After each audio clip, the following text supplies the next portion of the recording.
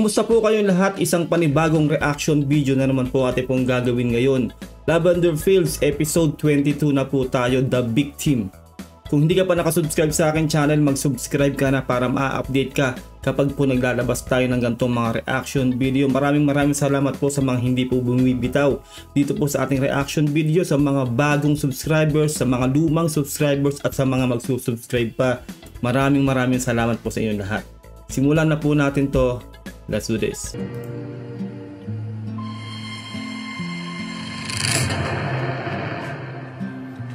Jasmine Flores.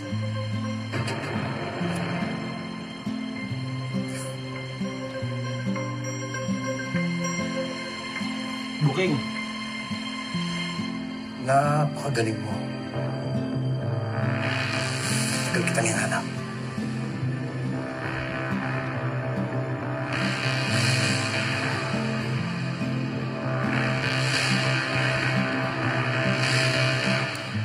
Teka na. Yun! Alag! Sige! Takbo! Nice one! Ha? Ano? Wala ka nang pupuntahan? Yun lang. Lugi, may baril. Talaga. Jasmine Flores. Ilang taong kitang pinaghahanap. Tulos mo talaga. Kapag tago ko sa harap ng lahat, hindi ako naloko mo. Anong gusto mo ngayon? Kung gano'n, alam mo, hindi ako susuko sa'yo. Kung gano'n, sige, tumakbo ka. Babarilin kita. Sige. Barilin mo ako. Kung mo akong pilitin, gagawin ko yun. Nahirapan mo ako eh.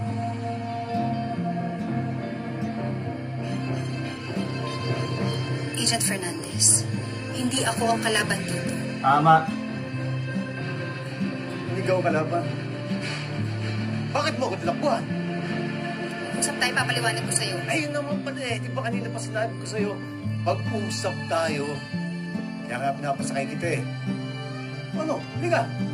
Pag-usap tayo.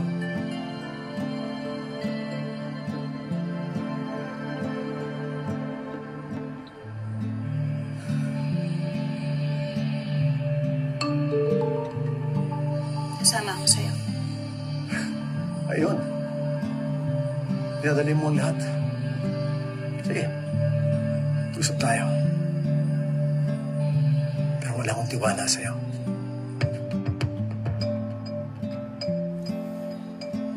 Liga. Yun! Malag! Ay!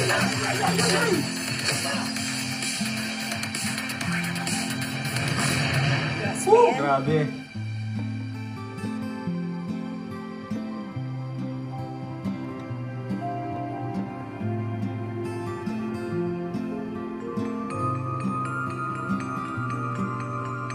Ayaw niya kasi madamay sila mamita eh. Jasmine. Jasmine. Kaya siya umalis. Jasmine.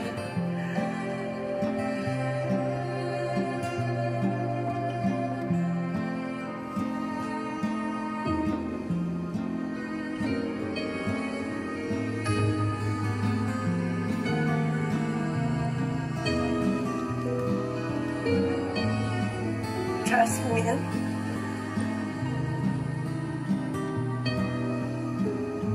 Hayaan niyo na siya, madam. Para sa ikatatahimik na din ang mga buhay natin. Kami naalang-alang po kay Mira. Ikaw, wala kang alam. Wala kang naiintindihan. Lahat to, tinutulungan ko si Jasmine para kay Mira. Hindi mo ba alam yan? Sorry po. Sorry. Masyado kasing epal to eh, no?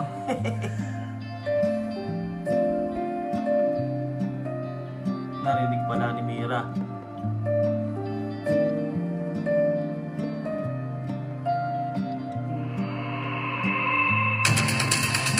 Takbo, please!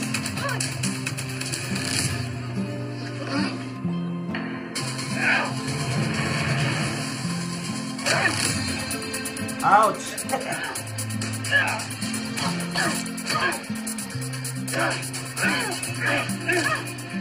Ayun lang.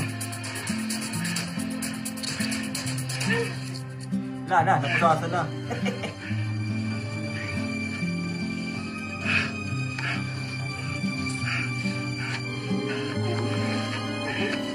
Malakas yan, lalaki yan eh. Huli. Palike po ng video, salamat.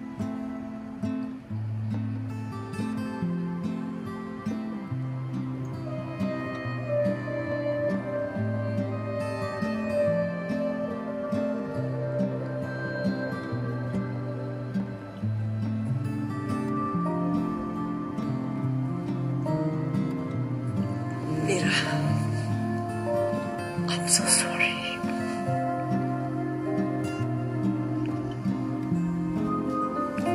Hindi ko na kasi alam kung anong gagawin ko.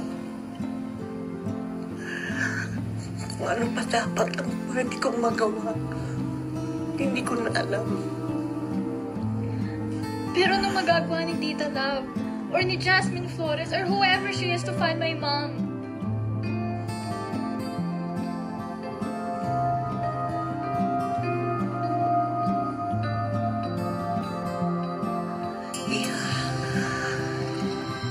Hindi mo dapat alam ito eh. Too late, Mamita. Ayaw ko kasi mawala ka rin sa akin.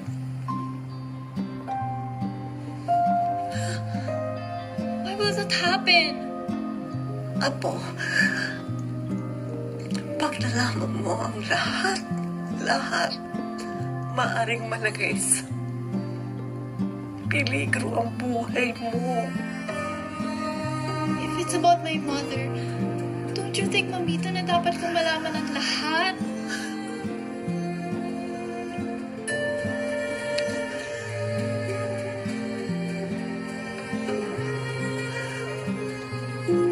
Malamang si Vito ang dahilan kung bakit nawala yung nanay nito ni Mire.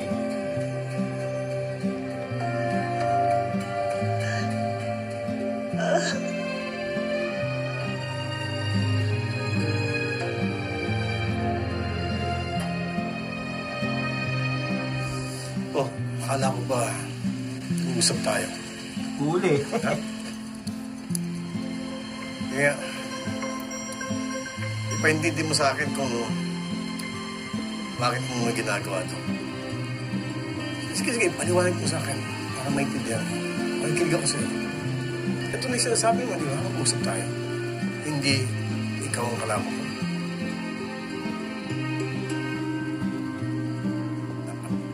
Wala lang.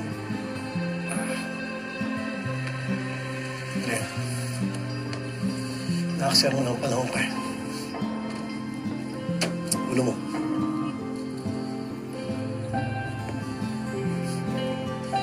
Siyempre, Pasensya ka na kung pinoses ka naman ganyan.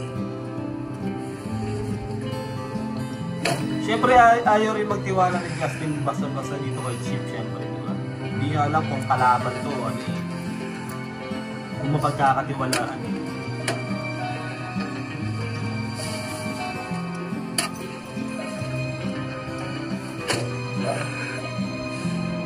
Huwag mo nang isipin yan. Lock yan. Ay.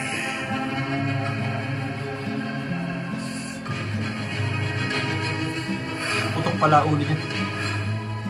Agent Fernandez, kaya mo bang mag-drive? Ikaw may kasalanan nito eh.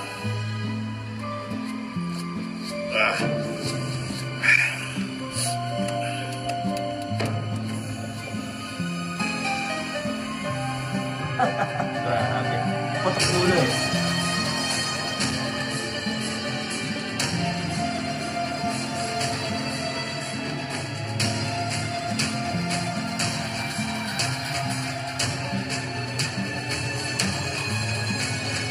Pag pinaniwala kaya niya si Chip, maniniwala kaya sa kanya? Yun ang tanong. Malaki ang utang na loob ko kay Iris, kaya ako tumutulong. Pero alam mo, delikado din yung Jasmine na yan, di ba? Eh, paano kung bigla niyang balikan si Iris habang nandun kayo ng anak mo? Ano gusto mong gawin ko na yun si Iris? Uunahin mo pa siya kaysa sa anak natin? Siyempre, di ko naman hahayaang may masamang mangyari kay Camila. Paano mo masisiguro yun? Lili, utang na loob. Kahit pansamantala lang. iwasan mo muna si Iris. Iwasan? Lance, paano?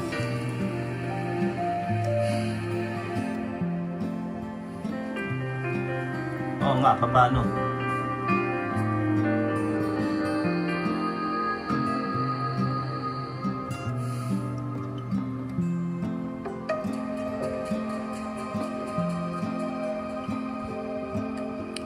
Let Harry take care of that. Dad, ang tagal na natin itong pinapaayos kay Harry. Wala naman siyang nagagawa. Can you imagine? Nauna pa si Jasmine sa atin. She got to Max and she got inside our house with our whole security team. I won't let her harm you again. I promise you that. No. I'll promise myself that. She won't be able to even lay a finger on me. Iris, sa tingin mo yun ang tamang paraan. Well, the reward money isn't working. Wala tayong nakukuhang totoong lead. So I just have to believe na hinahanap niya talagang anak niya. At yan ang gagamitin ko para palabasin siya sa pinagtataguan niya.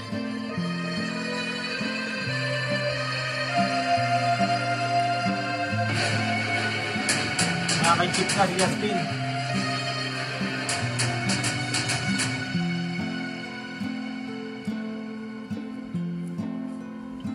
Tama ka. Delikadong lumapit muna kami ng anak mo kay Iris. Maintindihan naman siguro ni Iris yun. Correct. Oo naman, alang-alang sa anak natin.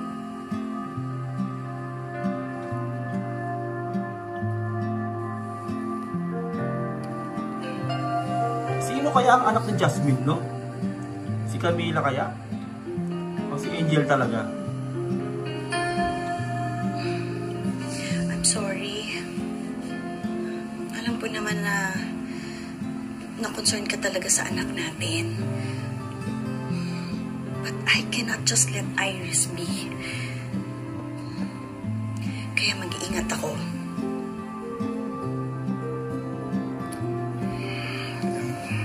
Maybe we should go away for a while. Bakasyon tayo.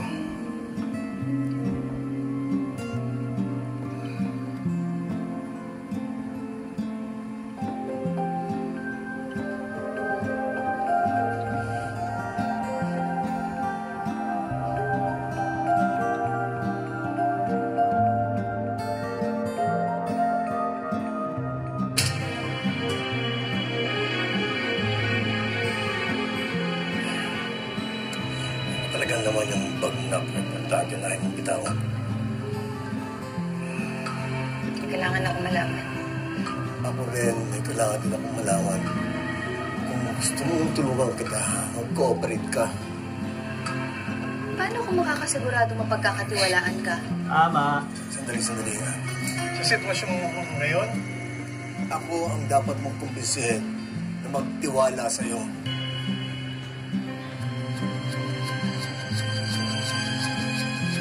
Nako.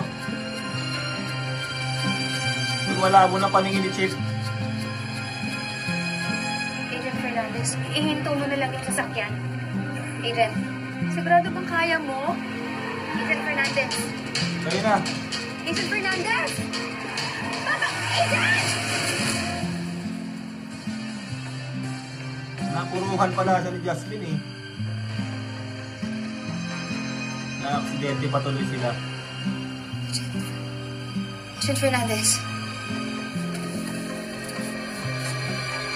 Agent Fernandez. Agent Fernandez!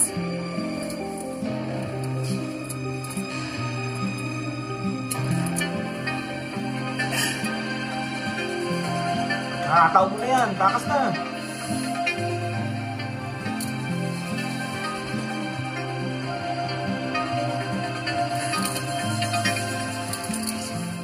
Agent Fernandez!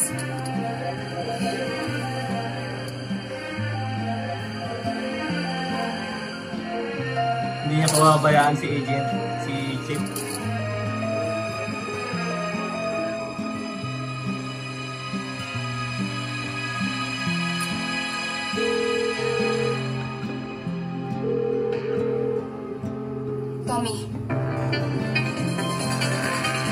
Okay. Isang armadong grupo na inihinga ng private army ng isang opisyal dito sa San Remo ang nakainkwentro ng Inleya kagabi sa Barangay Delio. 8 ang nalagas mula sa kapulisan habang iniimbestigahan pa kung ilan ang nasawi sa kabilang kampo. I think kailangan na natin bitawan ng San Remo, Dad. Maliit lang naman ang mawawala. Sigurado pag-iinitan na ng pulis at militar ang San Remo, maiipit lang tayo. I agree. Besides, hindi na babalik pa sa San Remo si Jasmine. Kaya hindi na natin kailangan pabalikin si Harry. I mean, nakusap na niya ang halos lahat ng konektado kay Jasmine, pero wala siyang makuhang solid lead. Be patient, Iris. She can't hide forever. She's not hiding, Dad. Tama. Pinaglalaroan tayo ng kabit ng asawa ko. Galing ni Janine, no? Galing umarte. Bagay sa kanya kontrabida.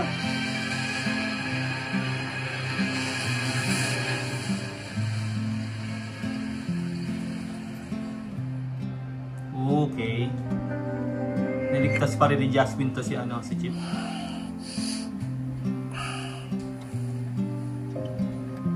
Sabi na makakatulong pa to si Chip kay Jasmine eh.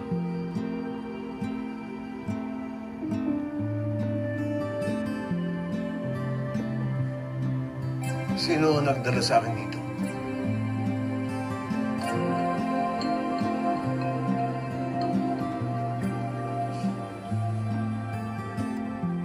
Ikaw?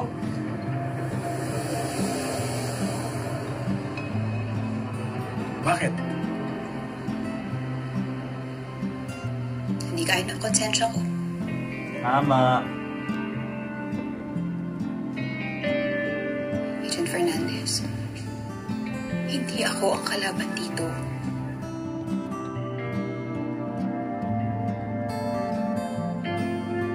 Kailangan ko lang talagang linisin ang pangalan ko, kaya ako nagpanggap. Maniwala ka sana.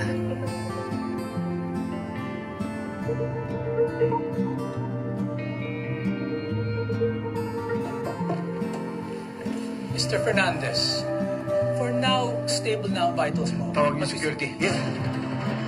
Dali, huwag yung papalabasin yan. Walang tiwala si Chip kay Jasmine. Yung bag niya na iwan niya.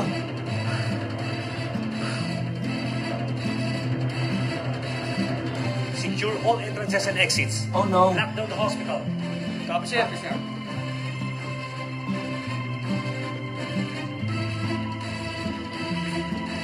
Secure all entrances and exits. Lock down the hospital. Wala mo na magpapapasok. Paano na yan? Yari na.